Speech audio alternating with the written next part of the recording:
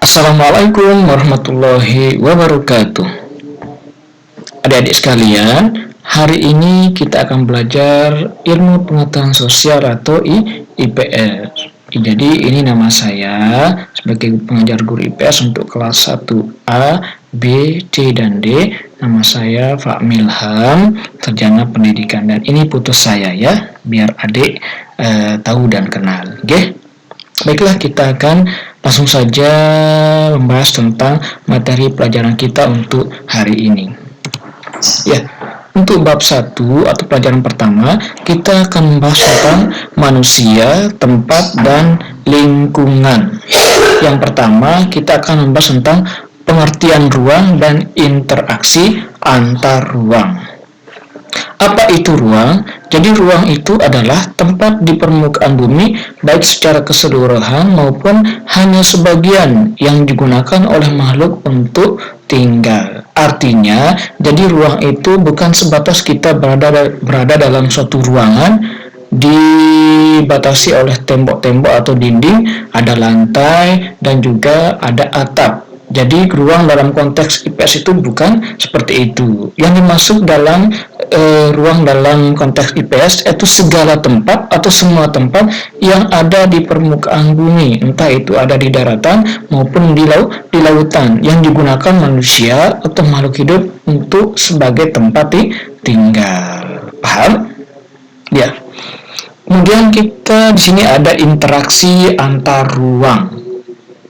Jadi interaksi itu sendiri yaitu adanya hubungan berupa hubungan timbal balik atau hubungan saling respon antara orang per orang dengan orang atau antara orang dengan kelompok orang atau orang banyak.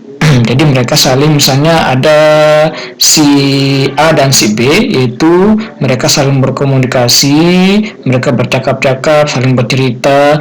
Nah, itu namanya interaksi antar orang. Kalau interaksi antar ruang, perhatikan, itu dapat berupa pergerakan, entah itu pergerakan orang, barang, atau pergerakan informasi, yaitu dari daerah asal menuju daerah tujuan. Misalnya di sini ada pergerakan orang, seperti yang saya contohkan tadi, itu ada interaksi antar orang seperti tadi, ada dua orang saling berkomunikasi, mereka saling ngomong, bercerita dan sebagainya, itu saling respon, saling timbal balik, itu namanya interaksi antar ruang berupa pergerakan orang. Ada juga pergerakan barang. Misalnya ada orang yang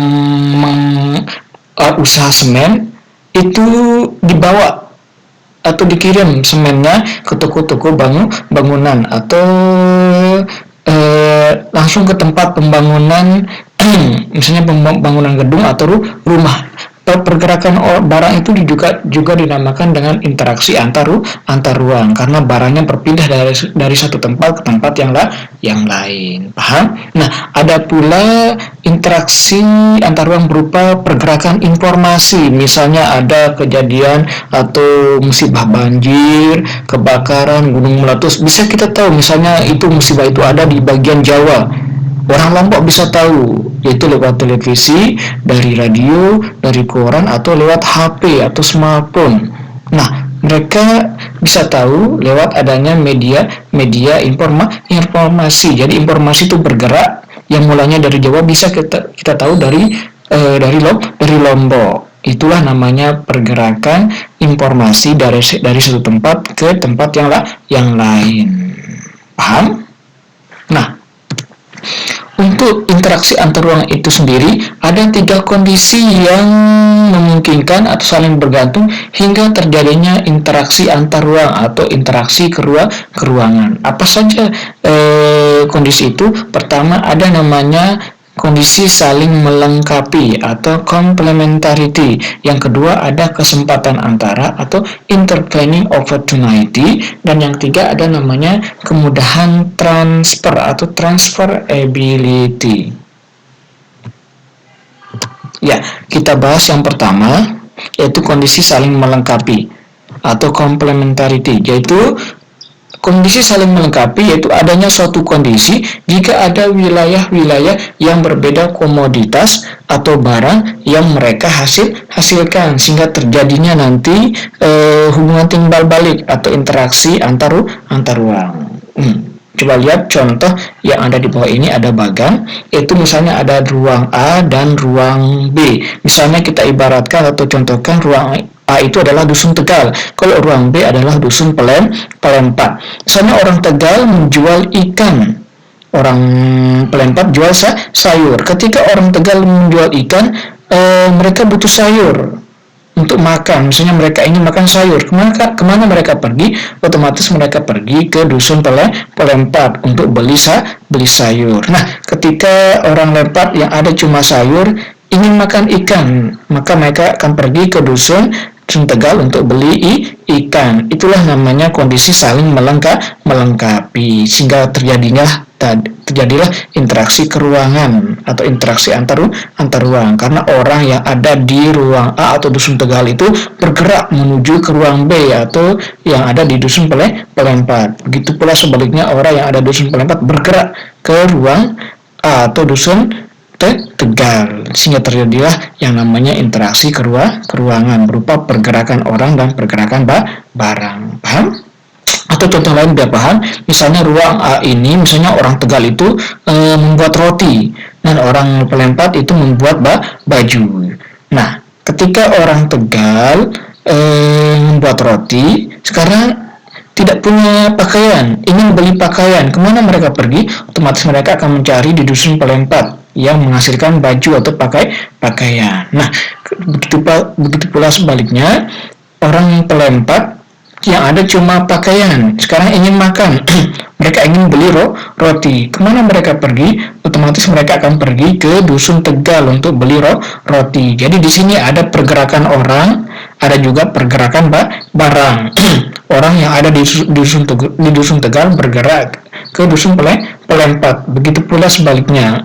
Nah, juga ada pergerakan barang, misalnya roti yang ada di dusun Tegal bergerak atau terkirim ke dusun Pelempat. Begitu pula baju atau pakaian yang ada di dusun Tegal bergerak dari Pelempat menuju ke Tegal. Inilah namanya kondisi saling melengkapi, sehingga terjadinya interaksi keruangan atau interaksi antar ruang. Paham? Ya, selanjutnya kita bahas tentang kondisi yang kedua, ada namanya kesempatan antara atau intervening opportunity. Apa itu kesempatan antara? Yaitu adanya suatu lokasi yang menawarkan alternatif lebih baik sebagai tempat asal maupun tempat tujuan. Jadi alternatif lebih baik itu artinya pilihan yang lebih baik. Nanti saya jelaskan. Nah, coba lihat contoh di bawah ini, ada bagan, ada ruang A, ada ruang B, dan ruang C. Misalnya, mula-mula ruang A misalnya dusun Tegal, ruang B itu misalnya daerah Gunung Sari, misalnya di sana ada pasar. Nah, ketika ruang A yang ada di sini ada sayur, kurang ikan, artinya mereka cuma punya sayur. Sekarang mereka butuh ikan. Nah, di Gunung Sari ada ikan tapi kurang sayur, artinya mereka cuma punya ikan tapi tidak ada sayur. Nah, ketika orang Tegal yang ada cuma sayur ingin makan ikan, otomatis mereka akan mencari ke daerah Gunung Sari karena di sana ada banyak ikan atau penjual ikan. Nah, ketika begitu pula orang Gunung Sari yang ada cuma ikan ingin makan sayur, kemana mereka pergi? Otomatis mereka akan pergi ke dusun Tegal untuk beli sayur. Nah, kondisi ini dinamakan pula seperti yang tadi, yaitu kondisi saling melengkapi, sehingga terjadinya interaksi antar ruang. Paham? Nah, sekarang ada ruang C. Pak, apa maksudnya ini? Apa artinya kok ada ruang C juga? Nah, inilah tempat alternatif lebih baik atau pilihan yang lebih baik. Misalnya ruang C ini adalah daerah Sandik yang menyediakan barang yang sama dengan ruang B atau di Gunung Sari. Nah, ketika misalnya mula-mula orang Tegal mencari ikan di Gunung Sari, sekarang ada di Sandik yang lebih dekat yang menjual ikan, bahkan mungkin harganya lebih murah. Nah, sekarang apakah orang Tegal akan tetap membeli ke Gunung Sari yang agak jauh dan harganya mahal?